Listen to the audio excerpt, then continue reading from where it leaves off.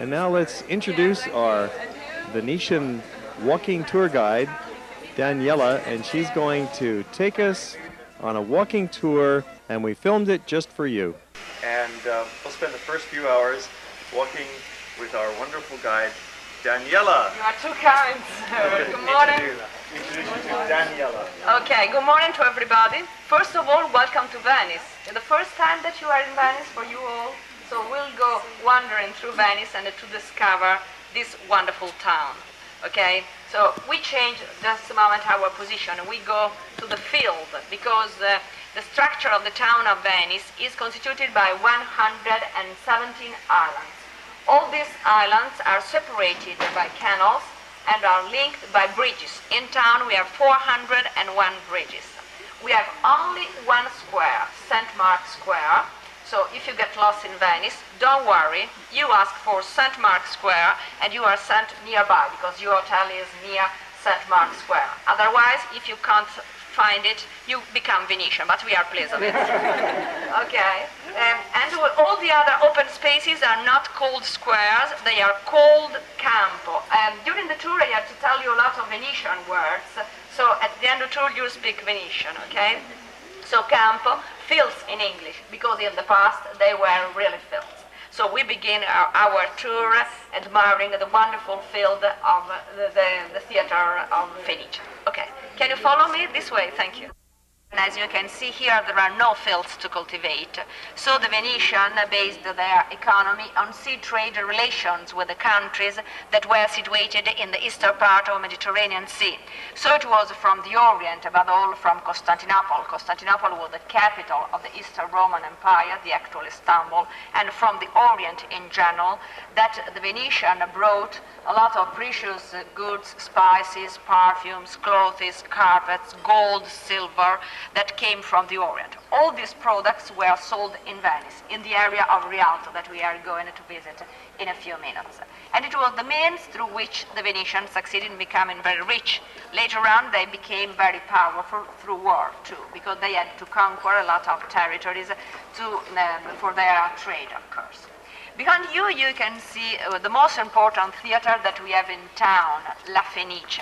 It was built in the year 1790, that is to say near the fall of the Venetian Republic. But it was important, the building of this theater was very important because it served to represent that notwithstanding the difficult situation of Venice towards the fall of the Republic itself, the Venetian loved very much art and operas in general. In fact, it's one of the most important opera theaters that we have in Italy, not only in Venice.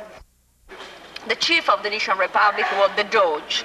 The Doge was elected by the Major Council. The Major Council was formed by all the noblemen who were more than 25 years old. That's the reason, and so during the time of the Venetian Republic, only nobility, noblemen had the power. Middle class and women had no power at all.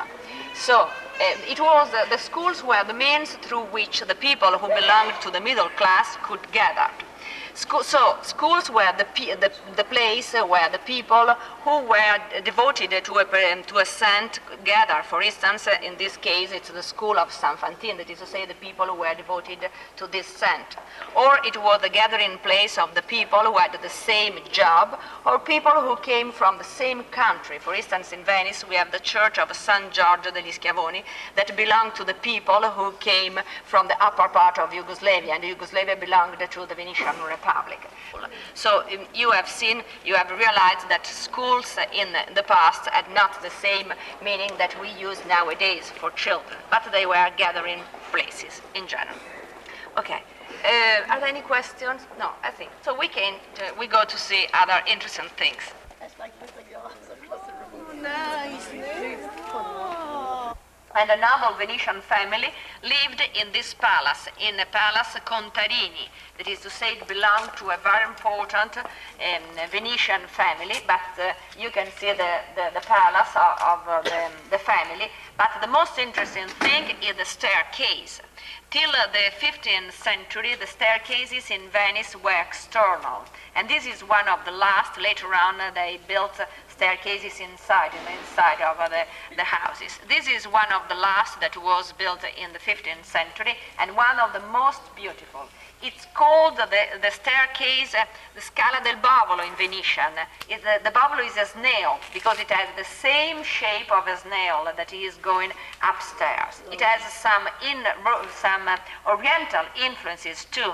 In Venice, you'll realize that we have a lot of buildings that are in a Byzantine style because the Venetians were so charmed, so fascinated by the beauty of the oriental monuments, churches in general, that they wanted to reproduce the same style in Venice, the Byzantine style. It has also a Gothic movement, that is to say, in the Gothic style, we have an ascensional movement upwards, and it's the same thing that we have on this staircase that is really wonderful. We are now in a corte. You see, a corte is smaller than a field. So the field is a little bigger. We're now in a corte.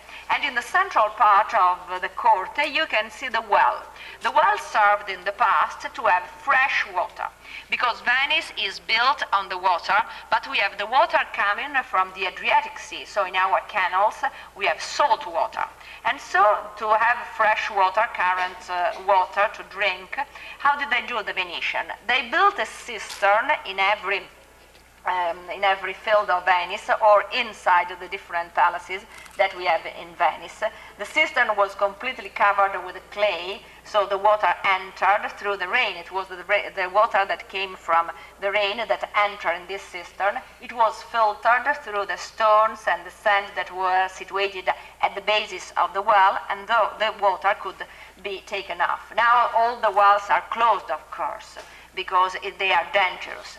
And during the period when there was no rain, the water was brought in Venice by boats, and it was sold. It was a precious thing, the water in general. Nowadays we have no problem. You have realized it in your hotel that nowadays we have no problems. Okay. We are now on the Grand Canal. In town we have 150 canals, and the most important of them is the Grand Canal, that is to say this one. You can see that on the Grand Canal there are the most important buildings.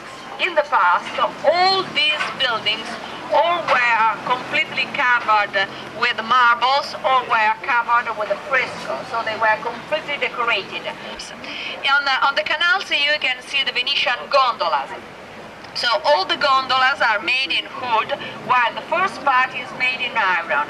The first part represents the hat of the Doge, the golden horn, one of the symbol of the power of the Doge, and the 6 districts of Venice, because Venice is divided into 6 districts, 3 on this side and 3 on the other side of the Grand Canal. All the gondolas are black, because in the past the rich Venetian families spent a lot of money to have the most beautiful and colorful gondolas. So it was decided by the Venetian government itself that all the gondolas had to be black. That's the reason why all our gondolas are black. In the distance you can see Rialto Bridge, because we are in the area of Rialto. Rialto, this name derives from the Latin Rivus Altus. It's the upper part of the town. It was the first part inhabited by the Venetians. Rialto Bridge was the only bridge that there was in Venice during the times of Venetian Republic. Yesterday, arriving by train, you have seen the bridge of the station, but the bridge of the station and the Academy Bridge, that are the 2 other bridges that are situated on the Grand Canal, were built last century. So during the times of Venetian Republic, there was only this bridge, and the passage from one side to the other of the Grand Canal took place by gondolas. But nowadays you can see that there is a gondola with some people on it, and they are passing from one side to the other of the canal. It happens in all the Grand Canal, only in the Grand Canal, because it's the biggest canal that we have in Venice. The Rialto Bridge was built the first bridge was built in the year 1177, and it was a boat bridge. Later on it was built in wood. This bridge was built in the second half of the 16th century, and it's the biggest bridge that we have in town. The architect was Antonio da Ponte, and you can realize that we are in the commercial center of the town, because you can see there are shops on the bridge too. So in Venice, you have always to exploit every room that you have, every space that you have. So we have shops on the bridge too. Okay, now we go nearer so you can admire the bridge and you can have a wonderful view from the top of the bridge of the Grand Canal. Just in front of you, you can see a traditional Venetian pub. We have a lot of these kind of pubs in all the town because Venetian people like very much wine. White wine, red wine, everything. And when you enter one of these pubs, you ask for an ombra, that is to say a shade, because wine was sold.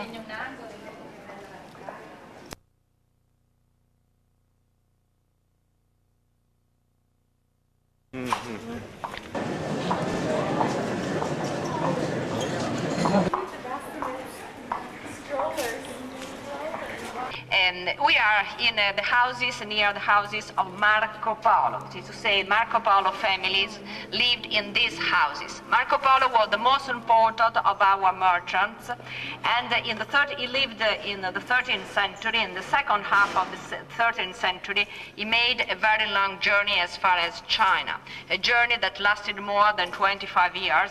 Later on, he became ambassador of the Kublai Khan, so he's considered the most important of our merchant. And as far as the architecture in this part of the town is concerned, you can see that on the palaces, on the first floor, you can see some windows that have a Byzantine architecture, a mixture between Byzantine and Gothic style, while on the other side you can see Gothic style as far as the arches are concerned. Gothic style suited very well to a town like Venice is, and you'll be able to see later on, because we are going to see the church of St. John and St. Paul. It is in pure Gothic style. Very interesting is the archway that you can see over there, and it's in real Byzantine style, because you can see that there are a lot of decorations in Byzantine style. You can recognize in general. Okay, now we are going to see the church of St. John and St. Paul. We are in one of the most important Venetian fields, campi, in Campo San Giovanni e Paolo, St. John and St. Paul. This space is called also the Field of Miracles because you have so many beautiful buildings here. Just in front of you, you can see the monument of Colleoni. Colleoni was a warrior, a soldier that fought for the Venetian Republic, and he decided that after his death, he wanted a monument for him. In the past, it is on horseback, of course. In the past, the monument was completely covered with a gold leaf. The gold leaf is very thin, but it's real gold, 24 carats. But time and weather condition have completely destroyed the wonderful effect that the monument had.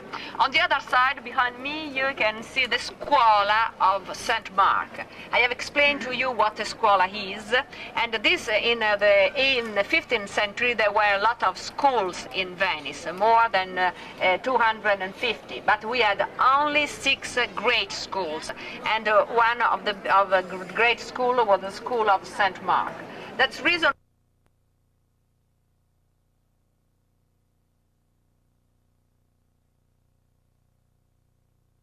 Art from this, just like it's going in. Yeah, that's the illusion. Yeah, gives you the illusion. Perspective. Which way you turn? Trompe-l'oeil. Trompe-l'oeil. Beautiful. In marble. Yeah, it's something else. This school, the School of St. Mark, was built for the first time in the 13th century, though it was rebuilt in the 16th century, and the architect who made him was Pietro Lombardo. So you can see that it's a Renaissance style, but a Venetian Renaissance style, so it's not a pure Renaissance style, but there are some marbles of different colors, because in Venice you have always to remember that colors are very, very important. We have always this influence of the Orient. Later on, the scuola was finished by Mauro Coducci, another very important Venetian architect that made the upper part of the scuola. Just in front, on the other side, you can see one of the most important churches that we have in Venice, the Church of St. John and St. Paul. This church is in Gothic style. Gothic style suited as the church is concerned. You can see the real dimension of the church, and from the outside it seems very simple, very poor, but you'll see that inside it's completely different.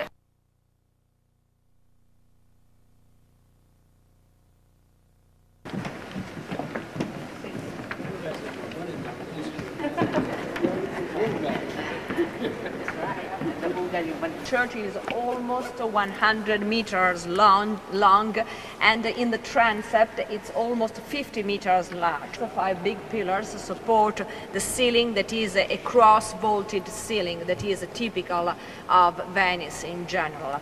It is very important also from a chromatic point of view, because you can see that the floor is completely made in white and red, and you can find the same colors on the pillars and on the walls too. So we have a very important chromatic effect. Chromatic effect is linked to the colors in general. There are a lot of funeral monuments of the Doges, because the Doges were buried in this church, and the funerals too were made in this church. All around you can see the funeral monuments of more than 25 Doges. During the time of the Venetian Republic, we had 120 Doges during all the period of the Republic, and 25 of them are buried just here. Over there you can see the throne where the Doge sat when he came here to make visit to the church. On the opposite side, you can see the funeral monument of the Doge Andrea Vendramin. He is very important because you can see how sculpture was very important in the 16th century. The architect and the sculptors belong to the Lombardo family, a very important family that worked very much in Venice. And you can see that sculpture is every detail of that funeral monument has been cared a lot, because sculpture was very important. And at last you have another funeral monument of the Doge Marco Corner. Okay, now we are going to see the chapel that is situated over there. And it's the chapel that remembers a very important victory that the Venetian had against the Turks during the Battle of Lepanto. The Battle of Lepanto took place in the year 1571, and it was a very important victory that the Venetian had against the Turks. So in honor of this very important victory, the Venetian decided to build that chapel. You can hear me? Okay. Okay, we are now in the chapel that is dedicated to the Battle of Lepanto. As I told you before, it was a very important victory gained by the Venetian. You can see in this chapel very important canvases by Veronese. Veronese was a very important painter. He was not born in Venice, he was born in Verona. Verona is a town situated near Venice that is famous for the history of Romeo and Juliet and for the arena. So he came to work in Venice, and when he came in Venice, he was influenced by the way of painting of Carpaccio, another very important painter, and above all by the mosaics of St. Mark. In fact, as you can see in these paintings, these canvases by Veronese, you can see this one that represents the Holy Family and the shepherds that are worshipping the Holy Child. You can see that the most important thing in the way of painting of Veronese are colors. Colors are really bright, gorgeous, full of light. Because in preparing his colors, Veronese made a mixture between colors and powder of precious stone. That's the reason why colors could be so gorgeous. But he had an influence first of Giorgione, of Titian, that is to say his masters were Giorgione and Titian. Very interesting is also the perspective. In Veronese works, we have a perspective that goes from downwards, upwards, so the characters are in contrast with the sky. And you can see that all the characters are very beautiful, because in Veronese we have an exaltation of beauty in itself. We have not only this canvas by Veronese, but you can see another, on the ceiling you can see 3 other canvases by Veronese that represent always, the first one represents the Holy Family that are, and the shepherds that are worshipping the newborn child. In the central one you can see the Assumption of the Virgin, and you can see how perspective was so perfect in the 16th century. And the other one is the Annunciation, that is to say the angel is announcing to the Virgin that she will have a baby and the baby will be Christ. So we are at last in St. Mark's Square. This is the political and religious center of the town during the times of Venetian Republic. Political center because there is the Doge's Palace, and religious center because there is the church that is dedicated to our patron, St. Mark. The style of the church is a real Byzantine style because the Venetians who had sea trade relation with the Orient were so charmed, so fascinated by the beauty of the Oriental churches that they wanted to reproduce the same style in the most important church, in the church dedicated to our patron, St. Mark. In fact, the church is a reproduction of the Church of 12 Apostles that existed in Constantinople. The plan is a Greek cross plan. The nave and the transept have the same dimension, and there are 5 cubes.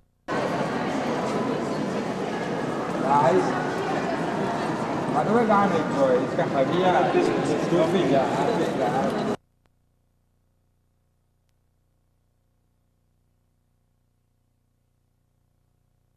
No painting, no frescoes, only mosaics. In the church there are more than 8,600 square meters of mosaics.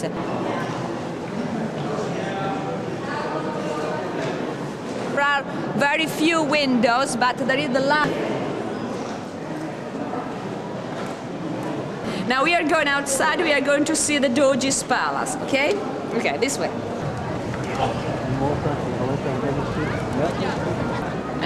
Okay, just in front of you, you can see the Doge's Palace. The Doge's Palace had many functions. First of all, it was the residence of the Doge. The Doge, as I told you before, was elected for life. Then he lived in this wonderful palace. Then it was the residence, the seat of the different councils that formed the government of Venice, and it was Palace of Justice too. And it's the most beautiful example of Gothic style in Venice. We have seen a Gothic church this morning, so you can see Gothic style adapted to a public building in the Doge's Palace. You can see the peculiar structure of the building with the portico on the ground floor through the 2 columns. Just in front of you, you can see the main entrance to the Doge's Palace, the famous door of the paper. It was so called because at the sides of the door there were the scribes. Scribes were the people who in the past could write and read, and very few people could do this.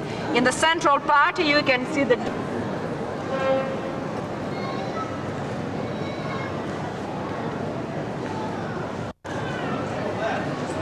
Venetian Republic, and on the pillars you can see during the time of Venetian Republic in Venice there were only virtues and no vices, but I can't assure that it was true. Okay, now we'll enter in the courtyard of the Doge's Palace. This way, thank you. You can see that facade just in front of you is no more in Gothic style, but it's in Renaissance style, because this part of the palace was destroyed by a terrible fire, so it was rebuilt no more in Gothic, but in Renaissance style. Nowadays, the Doge's Palace is a museum. You can't... Now, we are going to see a thing that I believe you have already seen from picture, postcards in general.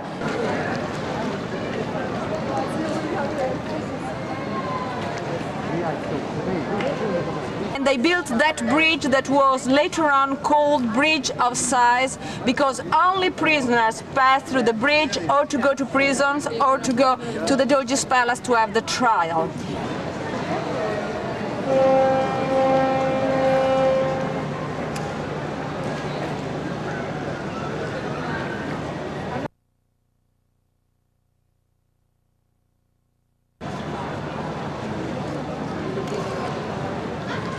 But I am sorry, it is not true. The size were only the size of the prisoners, because for some prisoners it was the last time that they could see Venice. In the central part,